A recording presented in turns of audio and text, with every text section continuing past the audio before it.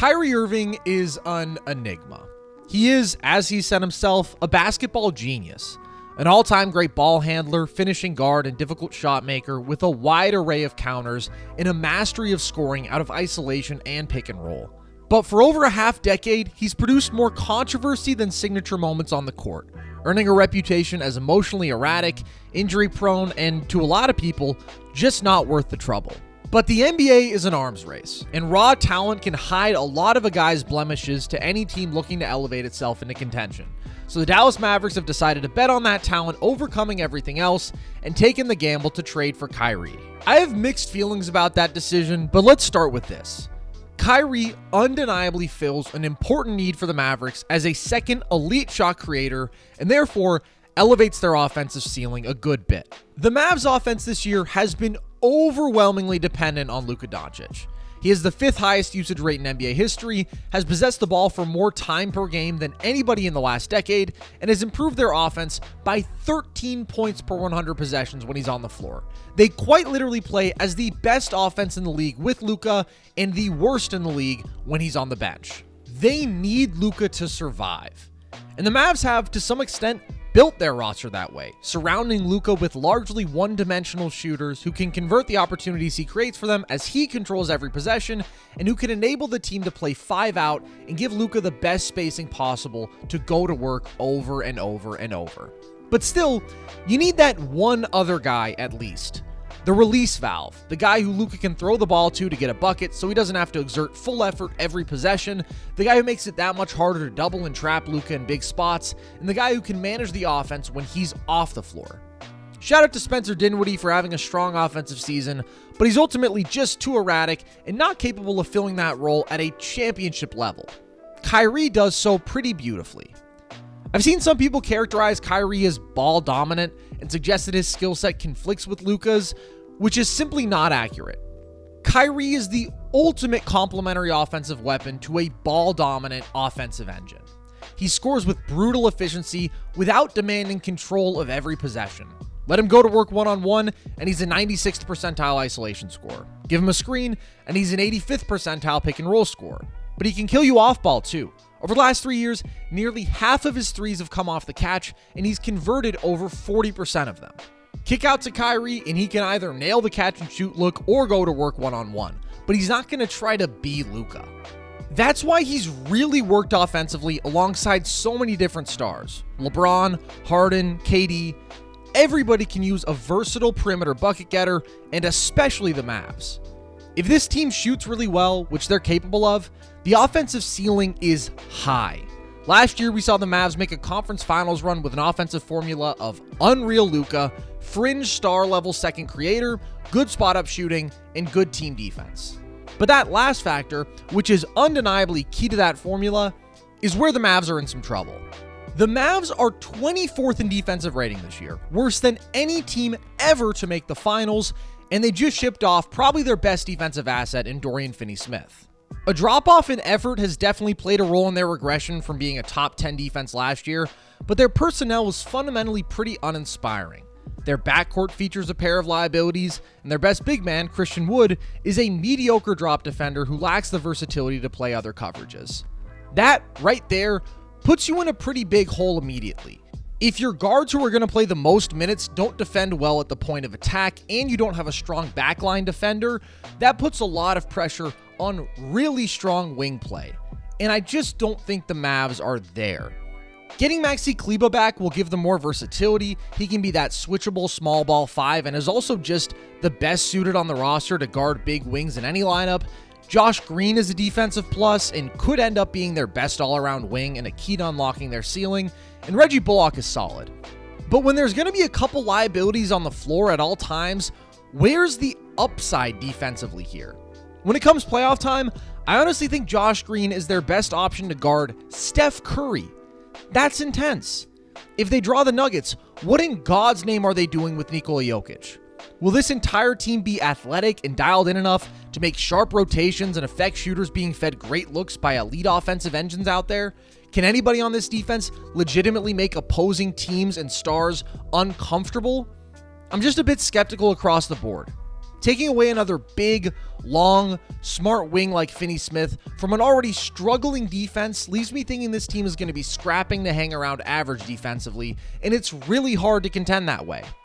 Keep in mind, we saw the Mavs post what was then the best regular season offensive rating ever in 2020 and remain remarkable offensively into the playoffs, only to get obliterated on the other end and ultimately fall in the first round in back-to-back years when they had below average defenses.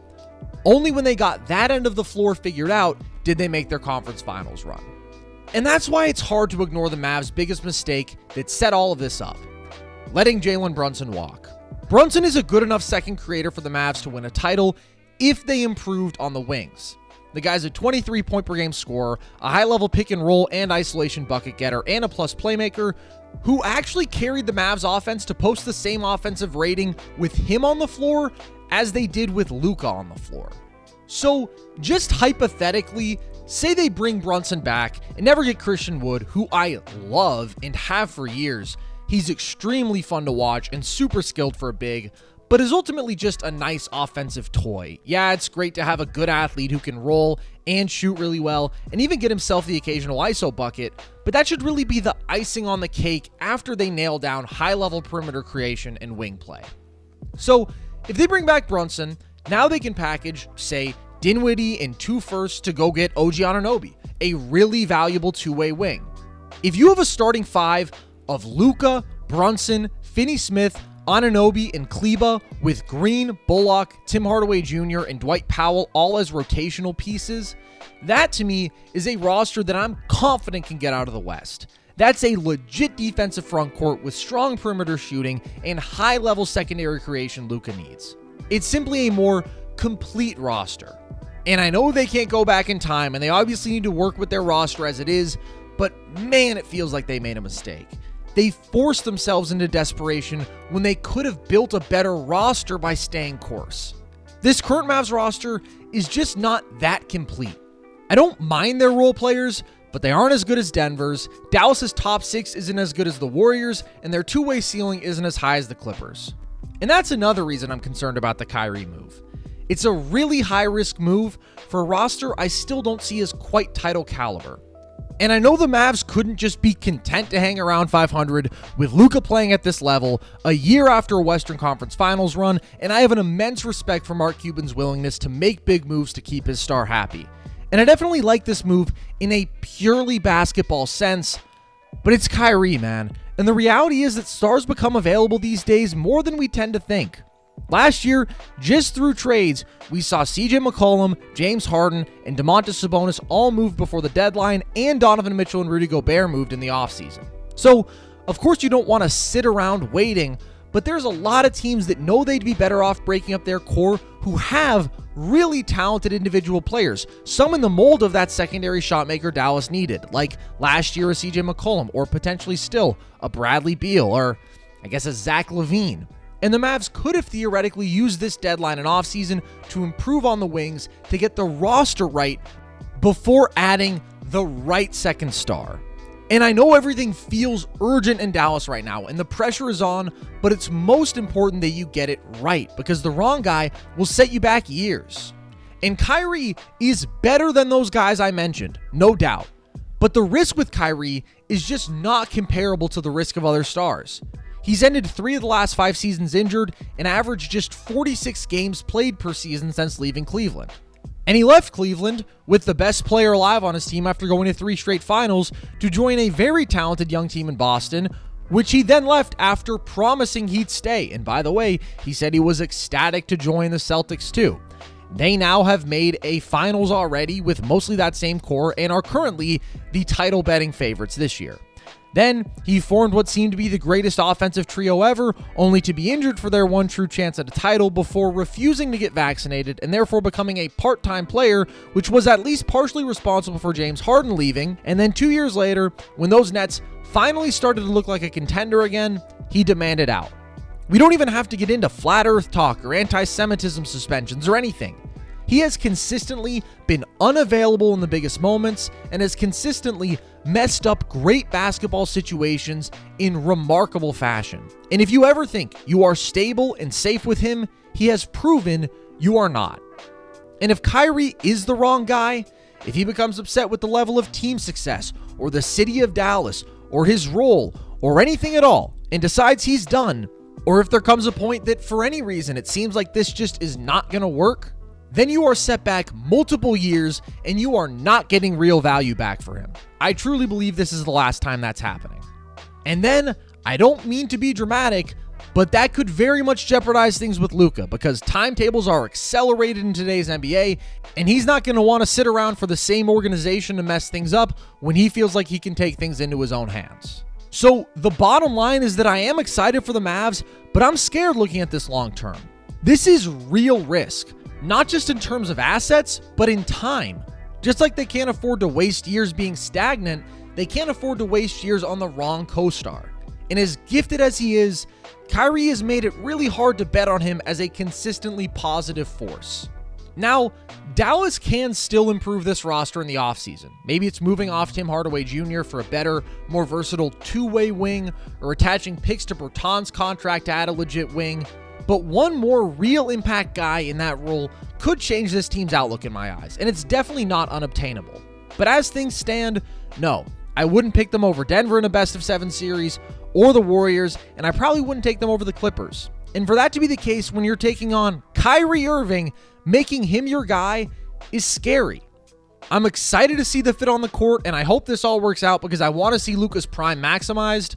But as Albert Einstein once said, insanity is doing the same thing over and over again and expecting different results, and this feels dangerously close. Appreciate you guys watching. As always, make sure to check out our podcast for our Kyrie reaction Super Bowl preview coming up soon. Follow us on TikTok at NerdSesh for our most consistent content, lots of trivia stuff there, and check out Omada. It's a really fun way to compete with us, prove daily that you have superior ball knowledge. Link will be in the description or at our link tree in any of our platforms, but basically you make daily game picks outright. Sometimes there are fun head-to-head player props that you can pick. No money involved, no risk. You just sign up for our squad with promo code NDSesh. And for the Super Bowl, we're going to be giving out a jersey to whoever ends up winning our group, and we'll have more information about that later. So check us out across those platforms. And with that, as always, appreciate you guys. Hope you've enjoyed. Peace.